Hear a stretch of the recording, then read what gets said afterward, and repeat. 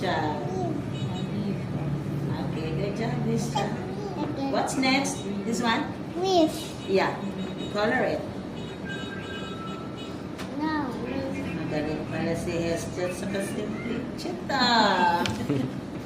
Mapupulit lang talaga. Okay. Who's wearing dress? Is it boy or a girl? Boy. Ha! Then. Girl. Draw a line going to the girl. What about the ribbons? Who wears ribbons? Is a girl or a boy? Oh, meron pa. Boy. Boy is wearing ribbons? Yeah, Daddy Bear. Ha? Ano?